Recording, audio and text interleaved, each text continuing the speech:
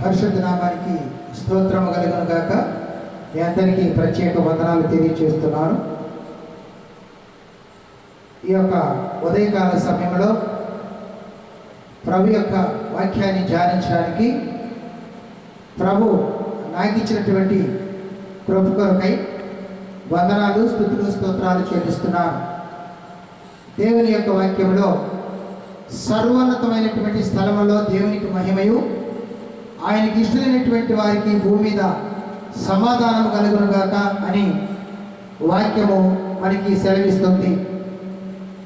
ఈ రోజున ప్రతి వారి జీవితంలో సమాధానం లేనటువంటి పరిస్థితుల్లో మనం జీవిస్తూ ఉన్నాం.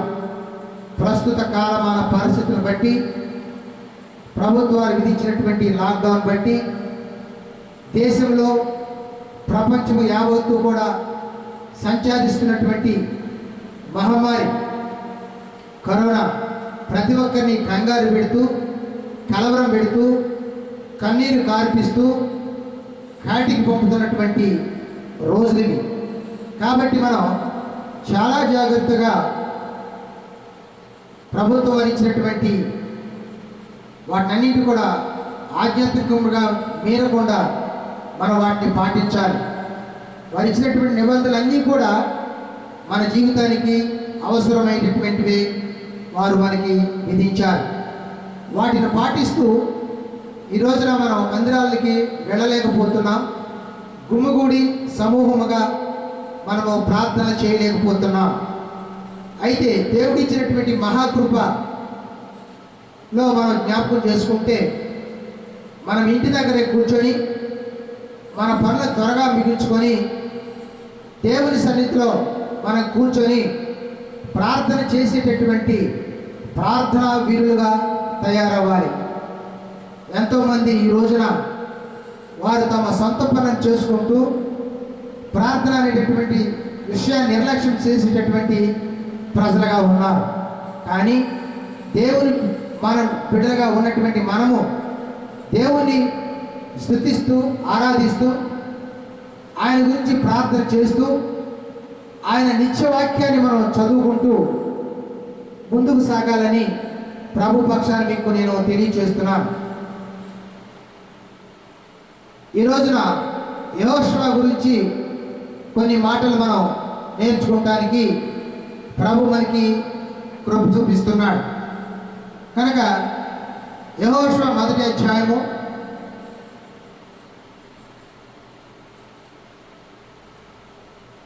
1 వచనాన్ని మీకు నేను చదివి ప్రార్థన చేసుకుందాం. యెహోవా నూను కుమారుడును మోషే పరిచారకుడైన యెహోషువ ఇలాగ సెలవిచ్చెను. నా సేవకుడైన మోషే వృత్తి పొందెను.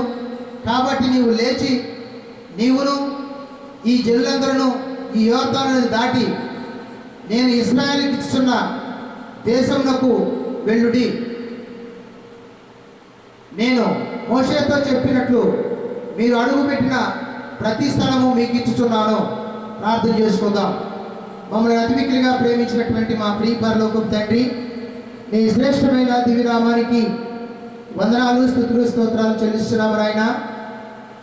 ఈ యొక్క ఉదయకాల సమయంలో నీ మహాకృప ప్రేమను బట్టి మమ్మల్ని అందరినీ మీరు జ్ఞాపకం చేసుకొని నాయన ఈ యొక్క నిత్యకృప టీవీలో నీ మాటలు, సందేశాన్ని చెప్పడానికి నీవిచ్చిన సమయం కొరకై స్తోత్రాలు.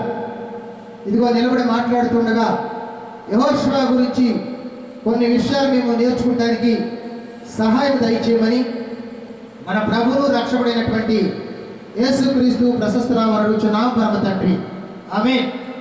ప్రియమైనటువంటి దేవుని బిడ్డలారా, బైబిల్ యొక్క గ్రంథంలో 4 యెహోషువలు ఉన్నారు.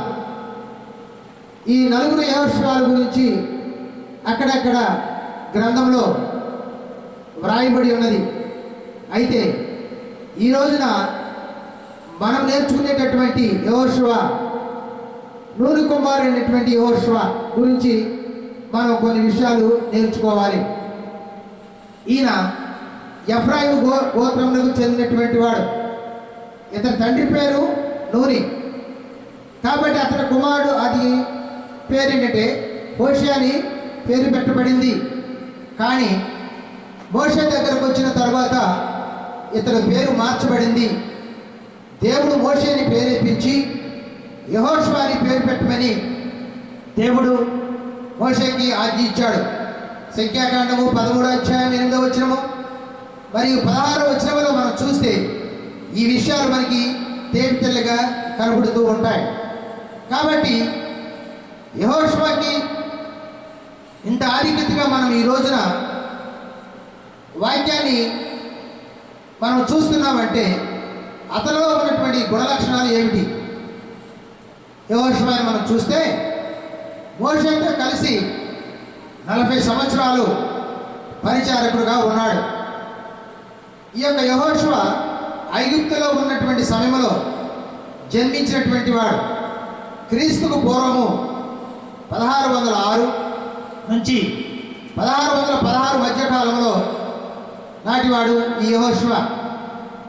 ఇశ్రాయేలు ప్రజలు ఐగుప్తులో 430 సంవత్సరాలు బానిసత్వంలో ఉన్నప్పుడు ఐగుప్తులో పుట్టినటువంటి ఈ యొక్క యెహోషువ రక్షించబడ్డాడు. యెహోషువ అనగా రక్షించబడినటువంటి వాడు. రక్షించబడినటువంటి వారికి కొన్ని లక్షణాలు ఉంటాయి. ఆ లక్షణాలు ఈరోజు మనం యెహోషువ గురించి కొన్ని నేర్చుకోవలసినటువంటి వారమై ఉన్నాం. దేవుని మందిరంలో పరిచర్య చేయుట. ఎంత గొప్పవాడైనా దేవుని యొక్క మందిరంలో పరిచర్య చేస్తే అతను పరిచారకుడు అనిపించుకుంటాడు. ఎందుకంటే దేవుని మందిరంలో సహకరించాలి, దేవుని బిడ్డలతో సహకరించాలి, దైవ సేవకులతో సహకరించాలి. దేవుని పని అనగానే వేగిరముగా చేసేటటువంటి వారు కావాలి దేవునికి. యెహోషువకి ఆ లక్షణం కనిపిస్తుంది. యెహోషువ 1 అంటాడు, 1:1 అంటాడు, ఆయన పరిచారకుడు అనిపించుకున్నాడు. అతడు మోషేతో కలిసి మోషేకి పరిచర్య చేస్తూ 40 సంవత్సరాలు తన అద్భుతమైనటువంటి సేవను కొనసాగించినట్లుగా చూస్తున్నాం. మోషే చనిపోయిన తర్వాత ఆ బరువు బాధ్యత అన్నీ కూడా యెహోషువకి అప్పగించబడ్డాయి. యెహోషువకి ఉన్నటువంటి లక్షణాలు ఏమిటంటే సమాజంతో కలిసిమెలిసి ఉండేవాడు. సంఖ్యాకాండము 27:16లో మనం చూస్తే ఆనాటి సమాజము అదొక రకమైనటువంటి మనుషులు కనుక ఏదైనా వారికి కొరత వచ్చినప్పుడు వాళ్ళు సనకడం కొనకడం ప్రారంభించేవాళ్ళు. ఏదైనా వారికి ఇబ్బంది కలిగినప్పుడు మోషే అహరోనులని వాళ్ళు రకరకాలుగా నిందించేవాళ్ళు.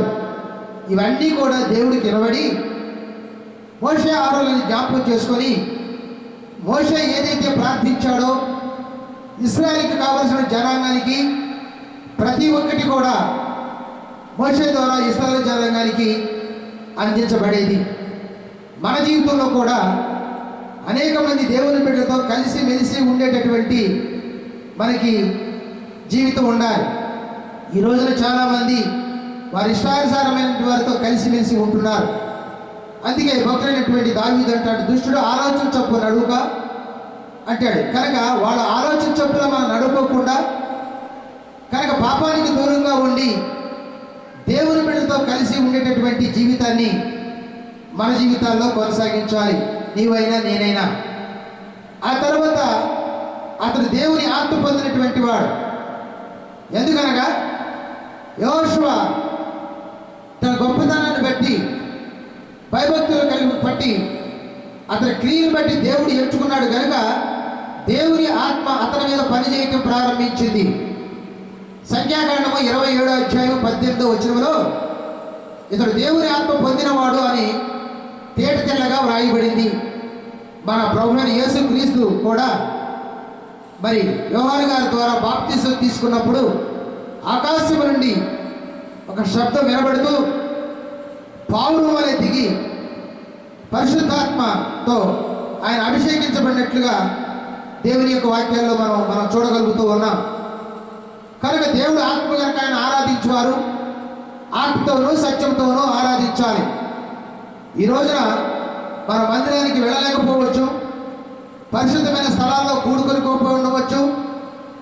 ఏది ఏమైనా మనం ఆరాధించే దేవుడు సజీవుడని, మనం ఆరాధించే దేవుడు గొప్పవాడని, మనం ఆరాధించే దేవుడు భూమి ఆకాశాన్ని సృష్టించగలిగినటువంటి వాడని మన జీవితంలో ఎప్పుడైతే మనం అనుకున్నామో, ఆయన్ని ఆరాధించేటటువంటి ప్రజలుగా, దేవుని బిడ్డలుగా, ఆయన సొత్తుగా మనం ఈ లోకంలో మనం జీవిస్తూ ఉంటాం.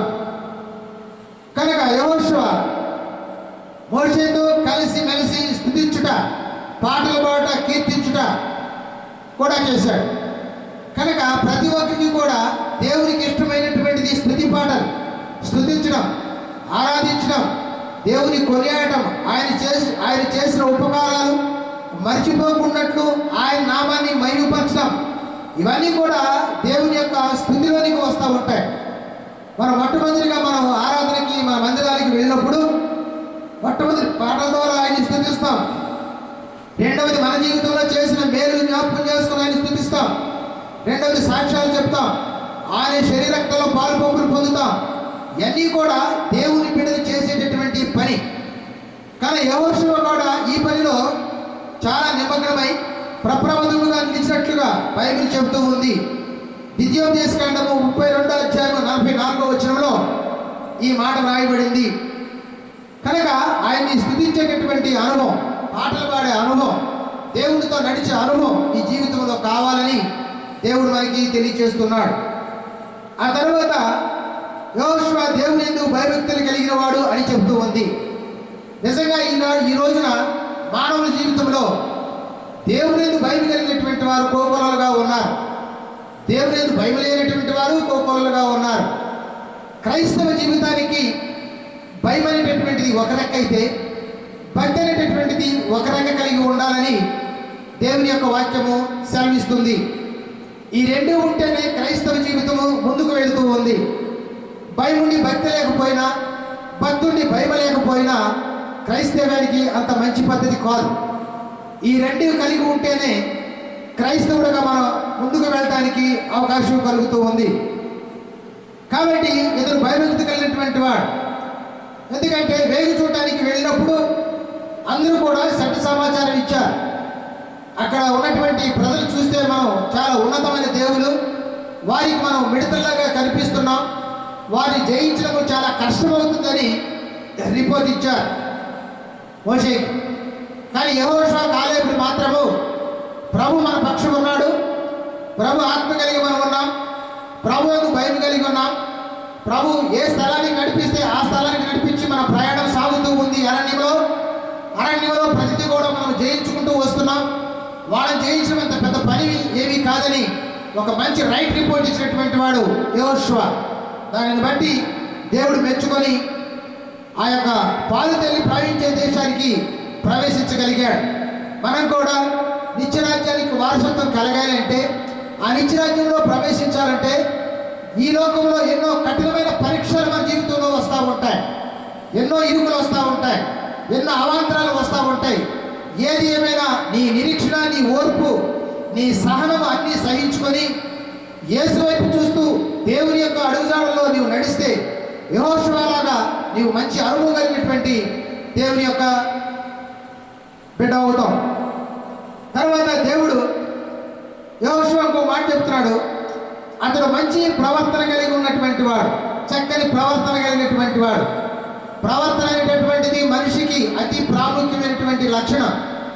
ఒక ప్రవర్తన బట్టి చూస్తే మన ప్రవర్తన సరిగా లేకపోతే మన గురించి ఇతరులు సాక్ష్యం చెప్పలేరు. ఇవన్నీ కూడా వచనాల్లో వివరించుకుంటూ ఆ రిఫరెన్స్ తీసుకుంటూ వెళ్తే మనకి ఈ నిత్యకృప టీవీ ఛానల్లో మనకి సమయం సరిపోదు. కాబట్టి ప్రియమైనటువంటి దేవుని బిడ్డలారా, మన ప్రవర్తన కలిగి కనిపించాలి. ఈ లోకంలో కొంతమందిని మనం చూస్తూ ఉంటాం, వారి అబ్బాయి చాలా మంచివాడండి, చక్కగా ఉంటాడండి, అన్ని విషయాల్లో జాగ్రత్తగా ఉండండి, అతని వంటి వాడు మనకు కనిపించడండి అంటారు. కొంతమంది వారు చూస్తే వాళ్ళ అబ్బాయి అండి ఎక్కడ చూసినా గొడవలు, ఎక్కడ చూసినా వాడి పేరే, ఎక్కడ చూసినా వాడి తలంపే, అంత పెద్ద మంచివాడు కాదని మనమే సాక్ష్యం ఇస్తూ ఉంటాం. యెహోషువకి ఇచ్చినటువంటి గొప్ప బిరుదు ఏమిటంటే అతడు చక్కని ప్రవర్తన కలిగినటువంటి వాడు. మోషే ఏదైతే చెప్తాడో అది చేయటానికి ప్రారంభించాడు. అతను పెద్దలకడనే ఉదయమే లేచి మందిరం పనులు కానీ ఆ యొక్క వారితో కానీ సంప్రదింపులు కానీ చేసినటువంటి అనుభవం ఆ యొక్క యెహోషువకి కలిగి ఉంది. మన ఉదయకాలం లేస్తున్నామా? దేవుని ప్రార్థిస్తున్నామా? మన దేశం గురించి ప్రార్థిస్తున్నామా? నాయకుల గురించి ప్రార్థిస్తున్నామా? మన ఇరుగు వారి గురించి ప్రార్థిస్తున్నామా? మన సంఘస్థుల గురించి ప్రార్థిస్తున్నామా? వీటికన్నిటికంటే ముఖ్యం ఈ రోజున కరోనాని వెనక్కి తీయమని దేవుడిని మనం బ్రతిమలాడి మొరపెట్టాలి. ఆ మొర దేవుడు వింటాడు. అనేక మంది మీద ప్రార్థనలు దేవుడు విన్నాడు, మొర విన్నాడు, వారికి సమాధానం ఇచ్చాడు. మనకెందుకు ఇవ్వడు? ఆనాడున్నటువంటి దేవుడే ఈనాడు ఉన్నటువంటి దేవుడు. అల్పయు ఓయమును అనువాడులో ఉన్నవాడని చెప్పాడు దేవుడు.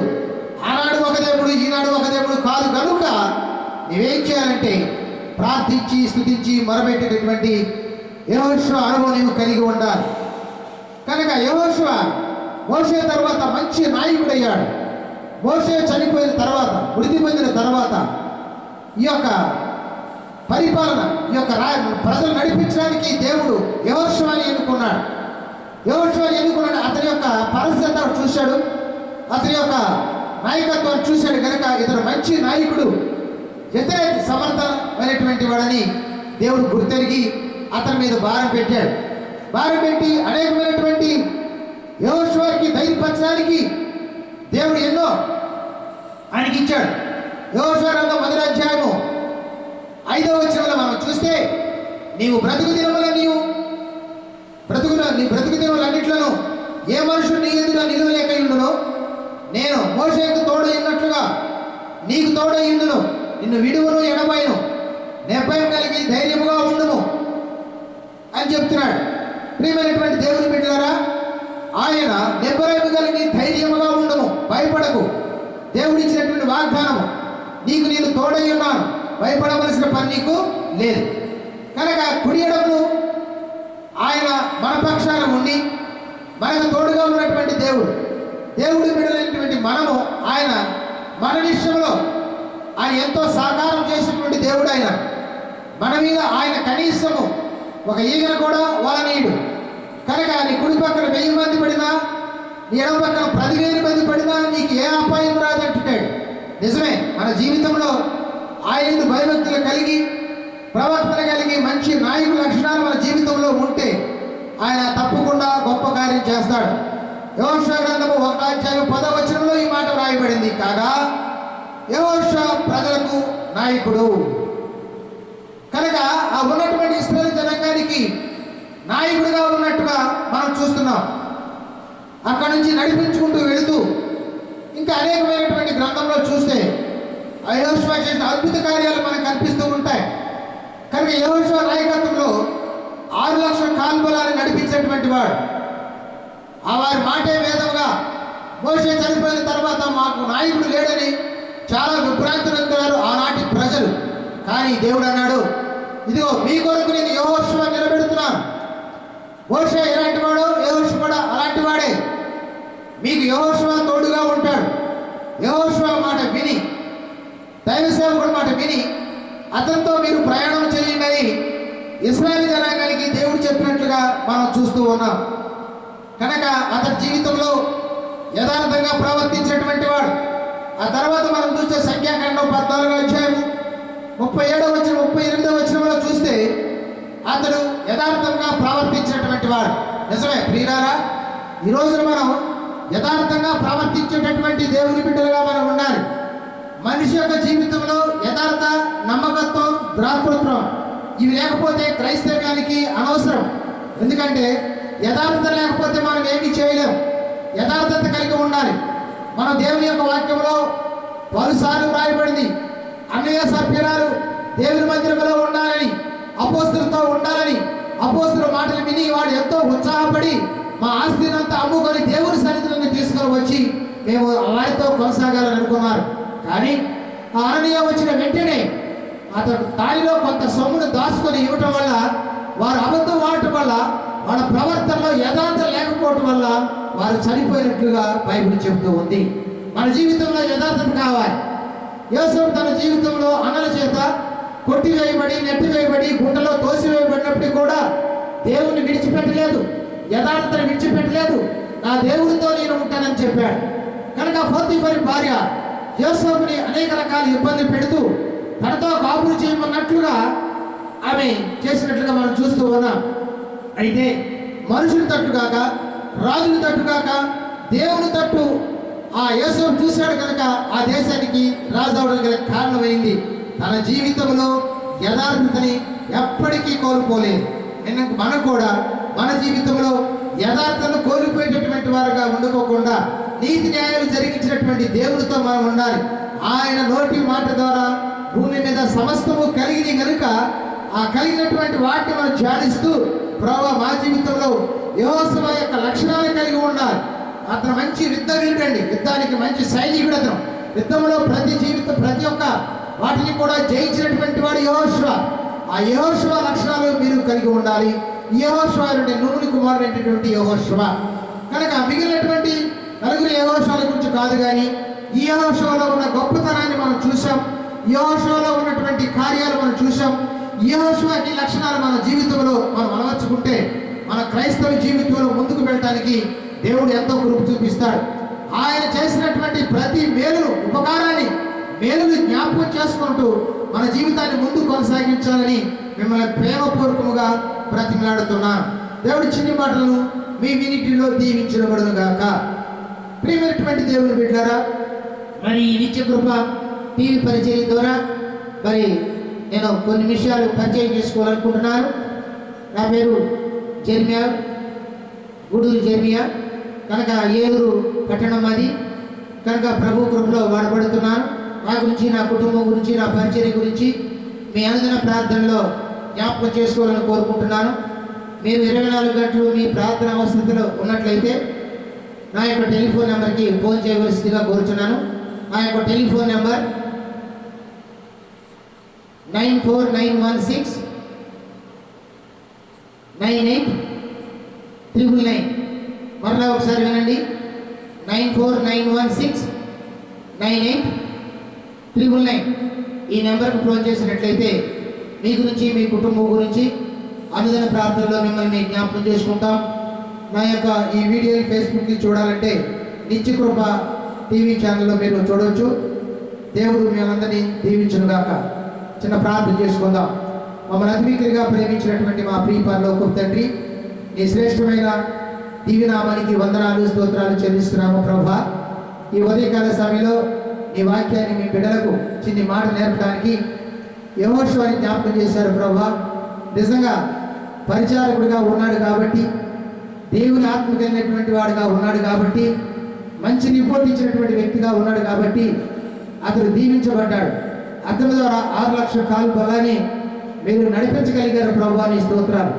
నిజంగా మా జీవితంలో కూడా మేము మిమ్మల్ని కొనియాడి యెహోషువ కలిగినటువంటి లక్షణాలు మా జీవితంలో అలవర్చుకొని ఆయన ముందుకు వెళ్ళడానికి మా పట్ల కృప చూపించమని, దయతో మీ కృపాహస్తాలతో మమ్మల్ని దీవించమని మన ప్రభువును రక్షకుడైనటువంటి యేసుక్రీస్తు ప్రశస్త నామమున అడుగుచున్నాను పరమ తండ్రి. మన పరలోక తండ్రి యొక్క ప్రేమయు, ప్రభు అయినటువంటి యేసుక్రీస్తు కృపయు, పరిశుద్ధాత్మ యొక్క అన్యోన్య సహవాసము ఇప్పుడు ఎప్పుడు ఎల్లప్పుడూ మనకి, మన కుటుంబానికి, సర్వలోక పరిశుద్ధులకి, ఈ నిత్య ఛానల్ కృపా టీవీ ఛానల్ వారికి, నాకు, నా కుటుంబానికి సదా ఆయనే తోడైయుడుగాక. ఆమేన్.